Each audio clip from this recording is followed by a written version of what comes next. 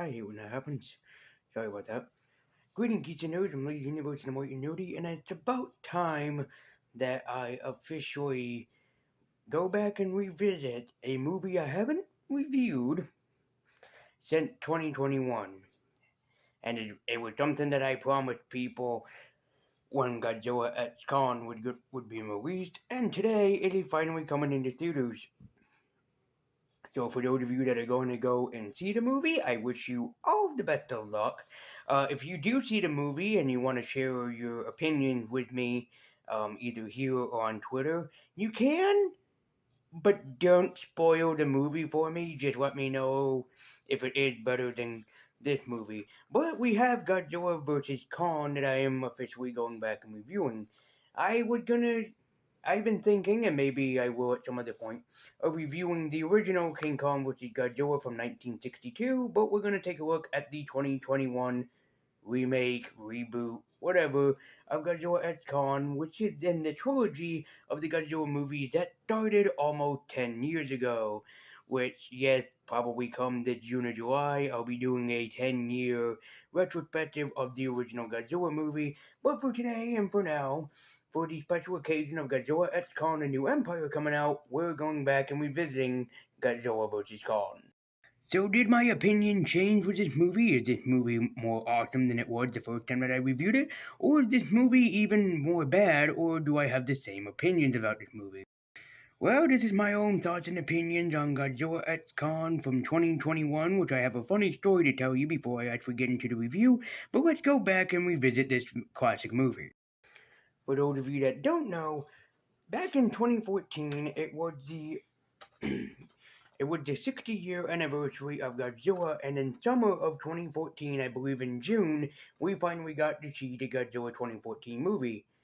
Although, except for me, my best friend who knew I was a giant Godzilla fan, or ex-best friend I should say, was gonna take me to see this movie when it was during summer. He then screwed me over and went with a different friend. So I didn't officially see Godzilla 2014 until 2016. That's actually a true story. That is not a lie. But within the 60-year anniversary, Godzilla was reimagined and revamped for the big screen, and was a blockbuster successful hit, and it made even more money, and people have won their faith back in Hollywood in making a Godzilla movie. Because in 1998 one still sucks to this day, and still sucks to root. 5 years after that, it had another successful sequel with Godzilla King of the Monsters, a well-revamped movie that brought onto the screen King Ghidorah, Rodan, and Mothra, which a lot of people were very happy. So both of these movies were major successful blockbusters, especially waiting 5 years for a sequel was pretty damn worth it. But then, at the highlight of everything, we suffered through a pandemic of 2020. And for people that don't know, a lot of movies had to be either canceled, pushed back, or be released as soon as possible because of this reason. The pandemic officially hit very badly during March of 2020. And then, just 1 year after that, this was rushed into theaters. Instead of waiting until, when things started settling down, like about 2023 or 2020 or 2022, it was released in March, yes, just 1 year after the pandemic truly hit and was released. Even I thought it was kind of a rushed sequel. So, back when I reviewed this movie, I said it was good, but it had several flaws. It even made it in top 10 to number 10 on my top 10 favorite movies of 2022. When I saw it officially after Christmas in 2022. So, does this mean that this movie is still flawed but good, or do I think that it's worse? Well, this is going to be my own review and thoughts and opinion on Godzilla X Kong made it on DVD already, even though it's already in theaters. Godzilla vs. Kong, and if you would like me to do reviews of more Godzilla movies, like for example the Godzilla 2014 film and the 2019 Godzilla King of the Monsters, which I did a vlog review on, then you guys know the drill of either liking this video or subscribing or even just commenting down below and irritating me on every video, which I wouldn't mind. I would find it funny at first if like, when is the next Godzilla review? Sort of like what people do with Brendan Tenold. So, I'm gonna discuss the good and the bad of Godzilla vs Kong, and this is just gonna be my revisited opinions of it, which the last time I was so terrified of trying to figure out how to do these type of reviews that I didn't use that many clips. But now I am even more prepared and kind of more stressed out with how YouTube sometimes goes about using clips and everything. But with all said and done, let's jump into my revisited review of Godzilla vs. Kong for Godzilla X Kong: The New Empire, released in theaters. Basically, as of right now, or probably whenever it goes up. So, let's take another look at Godzilla vs. Kong. First and foremost, let's focus on the bad. I don't like the human characters, or most of the human characters, in Godzilla vs. Kong, like I did in Godzilla King of the Monsters. Aside from a few of them being interesting or very developed characters, a lot of them are not my favorite characters throughout this entirety or majority of the movie. The only one that I can see myself really liking is Millie Bobby Brown, but that's because I'm a big fan of her thanks to Stranger Things introducing me to this very amazing actress. And also probably Gia in the movie because, hey, Gia is a very special little girl and she holds a very special place in my heart for very good reasons. A lot of the characters in Godzilla X Kong, like Bernie and Josh, are not really good characters. I mean, the only one that really gets the most character development is the villain of the movie, which really seems stupid that Godzilla vs. Kong would have a human villain. But then again, the older Godzilla film did too, so what can you do? And the only ones that really seem the most developed is Gia and Millie Bobby Brown's character Madeline or Maddie, and I really do like Madeline, and I love Gia because the one reason why I love Gia so much is because she is a deaf character, which is something that we didn't experiment with all that much, except for Echo now, the Echo series, and as well as A Quiet Place, which also dealt with a deaf person as well, which I'm really liking the idea of Hollywood trying to get people more involved in the hearing impaired or deaf people because I am actually hearing impaired, which is why I watch all of my movies with either subtitles or closed captioning because it makes it easier for me to understand what's going on. And if I watch a movie without either of them, I'm going to be sitting there going, well, I have no idea what's happening anymore. So, yeah. And according to my mother, the audiologist that me and my sister saw when we were just young children, our hearing was supposed to get better, when yet mine hasn't exactly changed at all, and my sister's has gotten worse. So there you go. I do have hearing aids. I do hardly ever wear them. I'm unfortunate. I know some people will probably kick my butt in the comments down below or in the premiere shot of this. I know, and shame on me. But hey, I really do love Gia, except compared to Gia, who is very well trained in sign language. I only know a little bit of sign language, and I have a uncle who also uses sign language because he's hard of hearing too. So, but for me, it's kind of like trying to remember being taught and all the memories of this.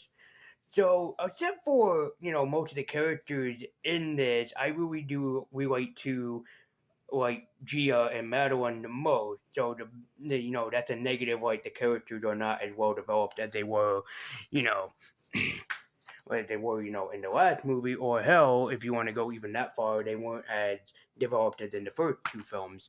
But continuing on my negative criticism of this movie, I do not like the reason why Godzilla had suddenly become the villain. It is the most bullshit and asinine explanation as to why Godzilla became the villain all of a sudden in this movie, and it really makes no goddamn fucking sense. And in case you're wondering, no, I do not like Mechagodzilla design in this movie, or Mechagodzilla in general. I really think they screwed the boot with Mecha G here. And also, I do not like the Hollow Earth's explanation of where the Titans come from or where the giant monsters come from in the, newer versions of the Godzilla movie. Hopefully, with Godzilla Vs Kong, a lot more will be explained, and hopefully that will pad things out. But for just the beginning film of introducing this new story, yeah, I don't like it. Now on to the positives. I do love the fight scenes in this. Every fight scene seems so original and much more awesome with every single fight on screen. Like when they promised you Godzilla vs. Kong, they really meant it and they made every single battle, each one unique and each one memorable in its own design, and I really do love that. And also, I thought it was fucking badass when Godzilla and King Kong laid a fucking smackdown on Mecha G. Now that was one of the highlights of the movie, and I love it. And also, for those of you that don't know, I am a big fan of the original King Kong vs. Godzilla because that was my first introduction into both Godzilla and King Kong with that movie that I first watched when I was 5 or 6 years old, which is how I became a big Godzilla fan. And thanks to Blockbuster and other video rental stores for helping me see a lot more of the Godzilla movies. There's only a few that I still haven't seen yet, primarily Godzilla vs. Biolante and just a few others I haven't seen. But do I still think that, with my opinion of Godzilla Vs Kong being a great movie? Unfortunately, no. I still am on the latter side of things. Well, unfortunately, I have to repeat myself that this is a good movie, but it is a very rushed sequel, and because of that, there are so many flaws that weighed down the movie. I really tried every single time I watched this movie to try to see something different, to try to point out something that would be, that would make it better, to try to look past those tiny little flaws in this movie, and I cannot. It's an enjoyably good movie, it really is, but because it's rushed and was pushed out so quickly, you really start to see how quickly the flaws start to appear and how kind of fast the movie falls apart and on itself. So yeah, I'm sorry, I have to stick with my original criticism that this is a great movie, but it's just so terribly fucking flawed on top of everything else. I apologize to fans of this movie, but I did not like how quickly done that this film was put together, released, and everything else in between after all that happened. If you're a fan of this movie, good for you and more power to you, but I still think that this is a very flawed movie when it was released, and I am sad to say that my opinion might never change on this film. And I think another reason why I don't like this film as much as I should is because of how fast the movie technically changes itself. Like, it's a monster movie, then it's kind of a drama, then it's kind of a family film, then it goes back to a monster film, then it goes straight into kind of horror territory. It kind of bounces all over the place a little bit. Not in a teleportation style, but almost like it keeps changing its form several times over, and it just couldn't make up its mind. It's still a giant monster film, it's still a Godzilla film, it's still a King Kong film, it's just how it tried to balance it out was not very good. And that is why my Funko Pop rating of Godzilla vs. Kong is gonna have to be an Etrigan the Demon, because much like Etrigan in the DC Universe, he mostly keeps switching sides. Like sometimes Etrigan's a hero, sometimes Etrigan's a villain, sometimes Etrigan's an anti-hero. And probably poor Jason Blood is losing his mind going, what the hell am I in every different incarnation of the character? So my Funko Pop rating of Godzilla vs. Kong is gonna have to be an Etrigan the Demon.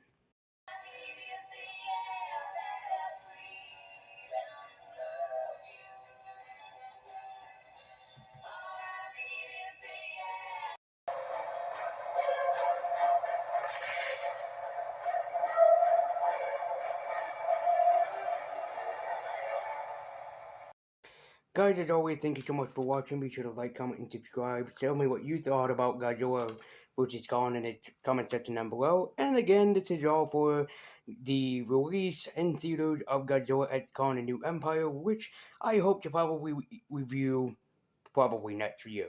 So guys, thank you as always so much for watching. If you want to see more Godzilla reviews, you know what to do. Like the video and comment down below. And if you would like to ever talk to me about Godzilla, you can do so in the comments, or you can follow me at Twitter with the link in the description down below. But thank you guys so much for watching. I've been Lady Universe. I've been waiting nudie. Keep beacon on. Tell me what you thought about Godzilla X Kong and New Empire. Just don't spoil it for me. And thank you guys so much for watching. This has been the Lady Universe movie review. And I've been Lady Universe. And until next time, take care.